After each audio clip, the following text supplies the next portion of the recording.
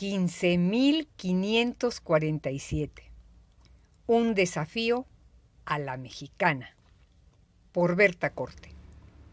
Primer tiro, capítulo E, primera parte.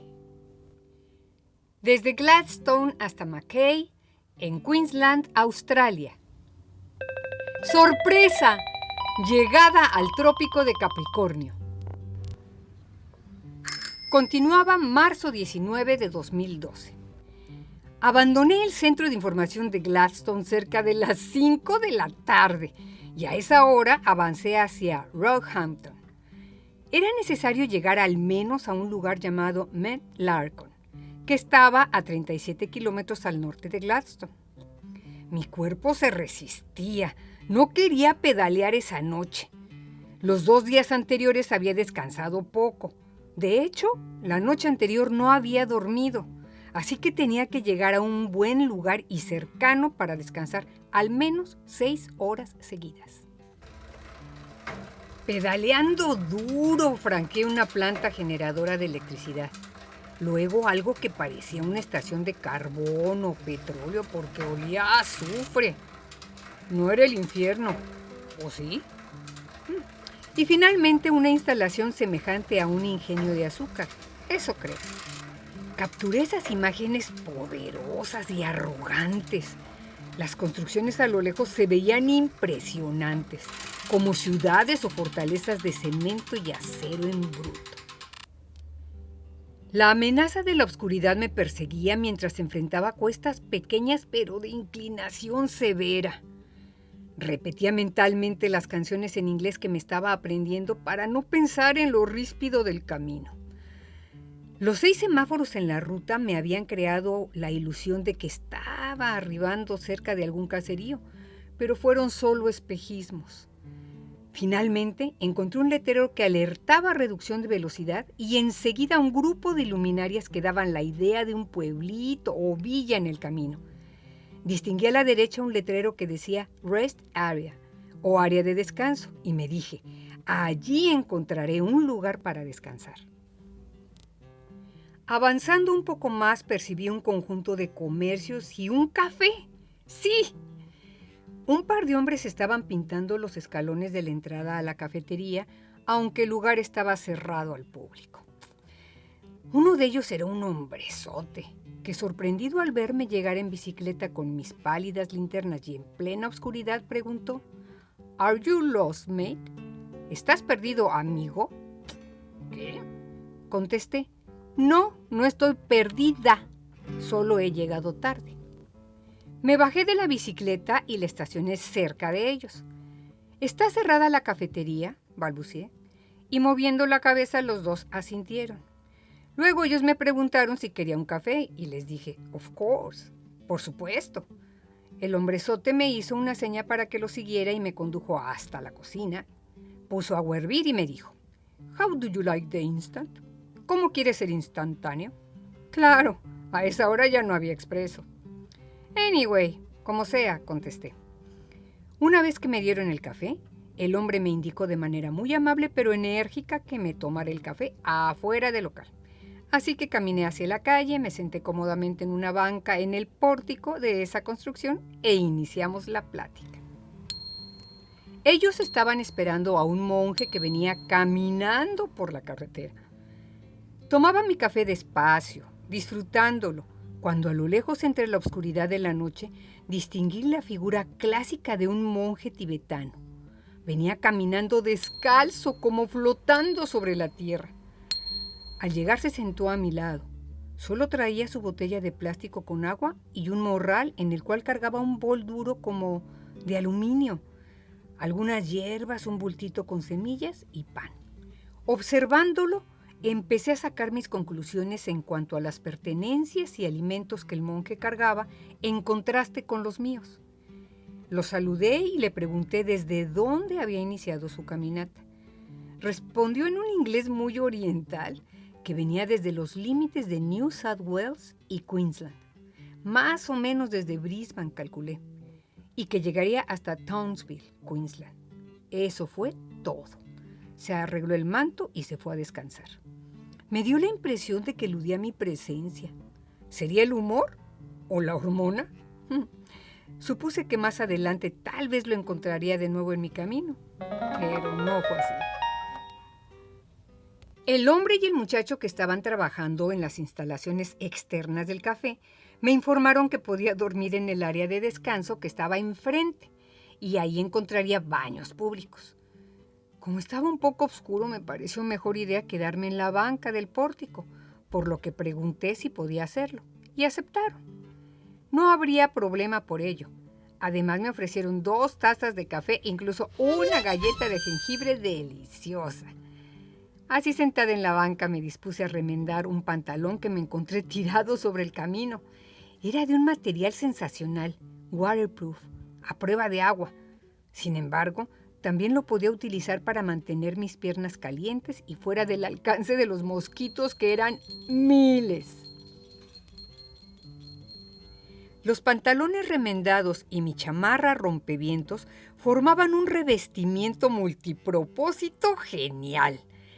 Como protección adicional coloqué sobre el respaldo de la banca una tela de mosquitero plástico. También la había encontrado a la orilla de la carretera, adherida a unos postes derribados.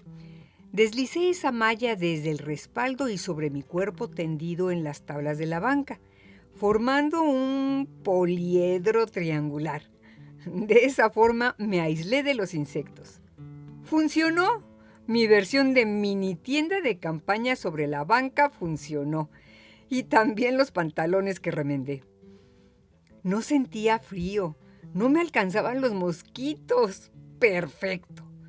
Con mi chamarra, mis guantes y mi capucha antimosquitos ya podría dormir en paz con la naturaleza. Marzo 20 de 2002. Desperté contenta, descansada. Dormí bien en la banca, aunque resultó un poquito durita.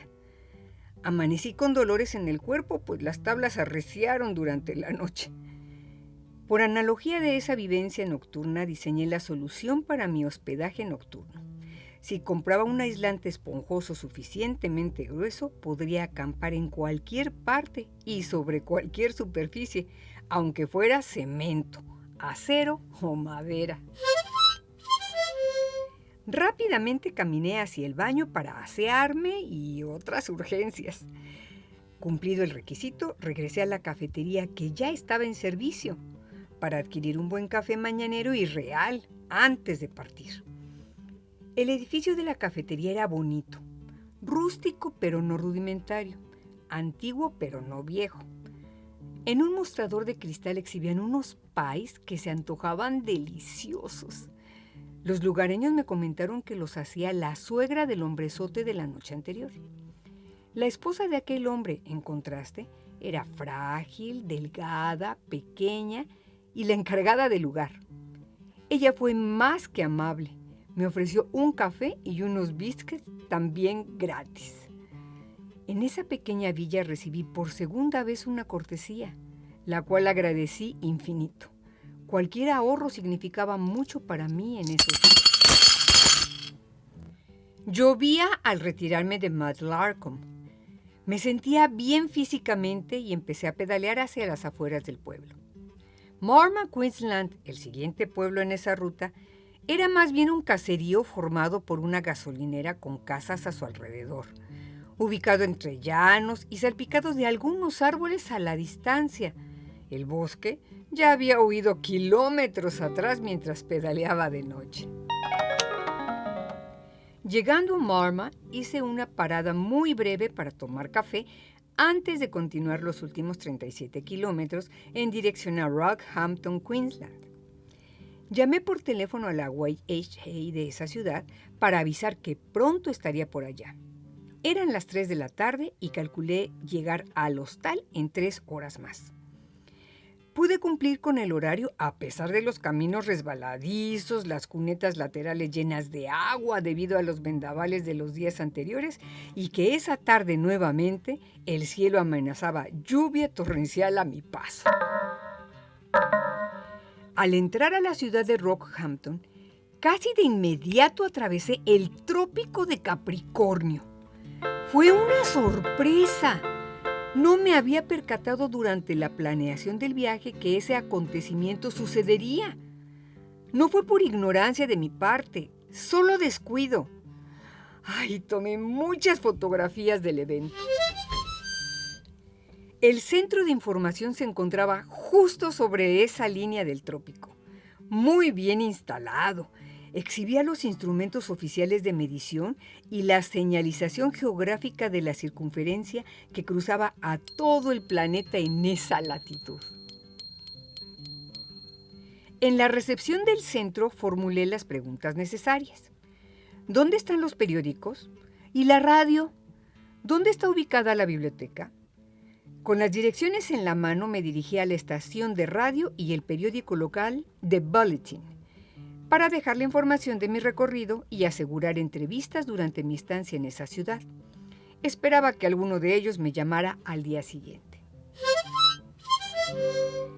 Pedaleé hacia el hostal de la YHA. Al llegar a las instalaciones me pareció un lugar verdaderamente rústico, para no llamarlo horrendo. Estaba lloviendo, el camino estaba encharcado y la entrada al hostal también. La oficina principal no tenía una construcción formal, era como un puesto de venta de cocos en Acapulco. Todo estaba hecho un desmadre. A pesar de todo, el amigo que atendía el puesto de cocos era muy amable. Creo que inmigrante. Estaba sorprendido de que hubiera logrado llegar hasta ahí en bicicleta. Le solicité la información reglamentaria.